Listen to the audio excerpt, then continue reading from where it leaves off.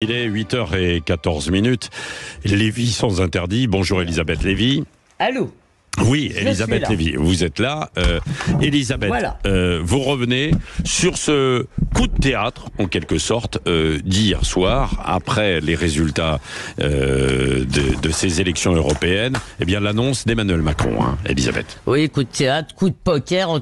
Alors, on peut avoir plusieurs interprétations. D'abord, on peut penser que c'est conforme, comme l'a dit Arlette, gaulien, conforme à l'esprit des institutions qui a été mis à mal par l'omniprésence du président, 2 jours avant le scrutin. Ça, c'était pas très républicain, me semble-t-il. En tous les cas, face au désaveu, il est légitime de revenir au peuple, même si le président fait un pari avec le siège des autres. Alors, on peut aussi penser qu'il joue l'avenir du pays sur un coup de dé, après moi le déluge.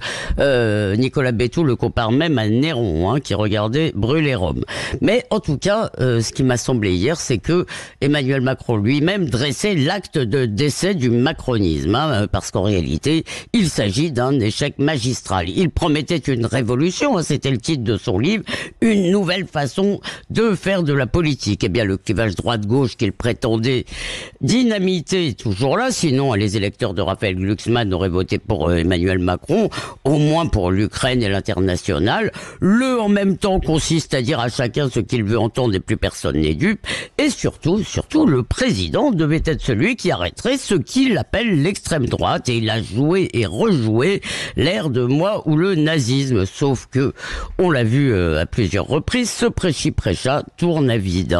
Et maintenant, voilà, il semble qu'il espère encore que les Français vont l'écouter. Emmanuel Macron, veut changer le peuple, comme le recommandait ironiquement Brecht. Et en fait, il ne comprend pas que pour répondre aux attentes, pour combattre le Rassemblement national, comme il veut le faire, eh bien, il faut répondre aux attentes et aux inquiétudes de ses électeurs qui veulent moins d'Europe, moins d'immigration, moins d'islamisme et plus de France. Et voilà qu'il recommence la moraline en prétendant séparer les fréquentables des infréquentables. Alors, je ne sais pas si c'est confirmé, mais il se disait hier qu'il n'y aurait pas de candidat Renaissance face aux sortants appartenant au champ républicain. Oui, alors, on est reparti pour l'exégèse. Bref, on va avoir 3 semaines, Patrick, de République en danger, mais la seule révolution macroniste, ça aura été d'amener aux marches du pouvoir le parti fondé par Jean-Marie Le Pen. Oui, ça on le saura donc fin juin, début juillet, avec ces 2 tours des élections législatives. Oui, En Marche, ils y sont déjà tout de même. Et l'espoir de créer une majorité fasciste me semble totalement hors sol. Elle traduit encore l'ignorance et peut-être même le mépris de l'humeur du pays. Certains murmurent, d'ailleurs, Arlette l'a mentionné comme hypothèse, que le président voudrait une assemblée encore plus ingouvernable que maintenant. Je ne peux pas croire qu'il joue cyniquement une crise de régime. Mais en attendant, il y a tout de même tout de suite un autre enjeu qui se dessine pour l'avenir du pays, qui est l'avenir de la gauche. Après l'expérience calamiteuse de la NUPES, où on a vu donc le Parti socialiste, les communistes et les écologistes compromis par la stratégie de bordélisation et de flirt avec l'islam radical des insoumis, on pensait que c'était terminé, on espérait, moi j'espérais, mais dès hier soir, Olivier Faure, toute honte bue, courtisait Mathilde Panot qui lui battait froid, et la petite musique qu'on entendait, malgré les huées des militants de place publique, c'est « il faut s'unir contre le fascisme ». Donc tout est pardonné, la haine de la police, l'encouragement aux émeutiers, le déni de l'antisémitisme. Alors bien sûr, sans union, la gauche raisonnable perdrait moult plumes, mais elle sauverait son honneur. Voilà Patrick, et pour conclure tout de même, pardon de vous énerver, une très bonne nouvelle, eh bien nous allons avoir 3 semaines sans JO.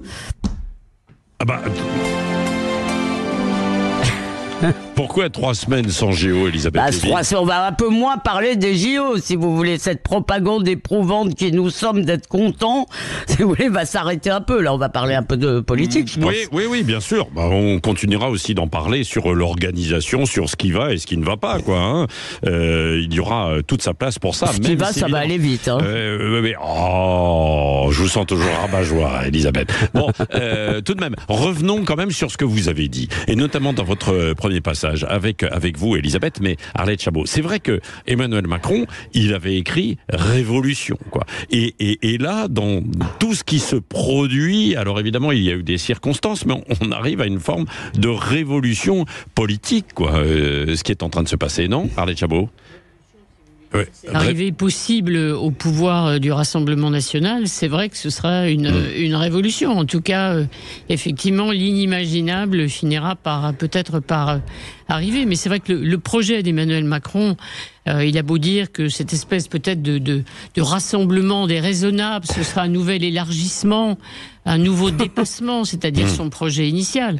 Hier, il faut quand même dire qu'il a subi son premier échec politique depuis le lancement, justement, de la République En Marche, c'est-à-dire 2016. C'est son premier véritable échec. C'est le premier échec majeur. C'est un échec cinglant. Et sur le sujet qui lui tient le plus à cœur, c'est-à-dire l'Europe. Il a perdu gravement les élections européennes. Donc je pense qu'il est, j'allais dire, doublement mari, pour ne pas employer un mot qui pourrait être désagréable, mais sûrement extrêmement vexé de cet échec sur des élections européennes, alors qu'il s'est engagé à fond dans cette campagne en espérant évidemment rétablir la situation. Et il veut s'engager encore plus à fond, c'est-à-dire que évidemment il veut occuper le devant de la scène. Je pense que il devait piaffer pendant cette campagne. Bah oui, ça n'a pas marché. Oui, ça n'a pas marché, Elisabeth. Ça n'a pas marché jusque-là, donc on n'a qu'à en faire un peu plus, si vous voulez. Non mais, enfin, je ne sais pas si on peut tout expliquer par cette forme de narcissisme ou de croyance. Disons que dans sa personne, dans le pouvoir performatif de sa personne.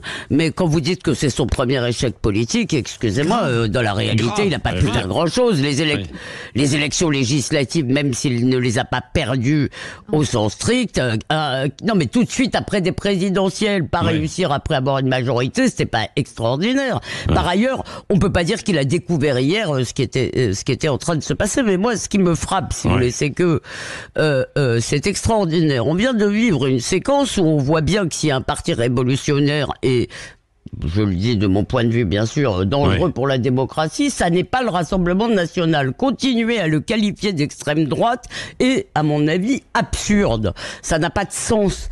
Les marqueurs de l'extrême droite, ils ne sont plus là. Donc, si vous voulez, on va encore avoir le droit à un faux débat sur le thème « moi le nazisme, moi le fascisme », etc., qui ne marche pas, cette ritournelle morale.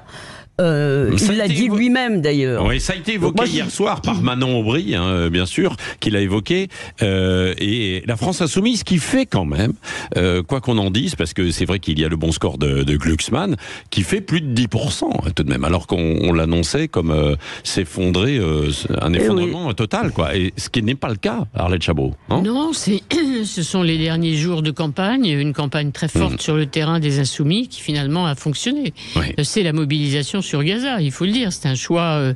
Évidemment, ils ont très peu parlé d'Europe. Ils ont beaucoup parlé de Gaza, de la Palestine, surtout, et de la nécessaire reconnaissance de l'État palestinien. Cette mobilisation, elle a fonctionné, il y a eu un effet. Allez, on continue dans un instant, il est 8h23, et je rappelle aussi que les deux premiers invités politiques de Jean-Jacques Bourdin, dans une dizaine de minutes, Laure Lavalette, députée RN du Var, porte-parole du RN, et Adrien Quatennens, on parlait de LFI, député LFI justement du Nord.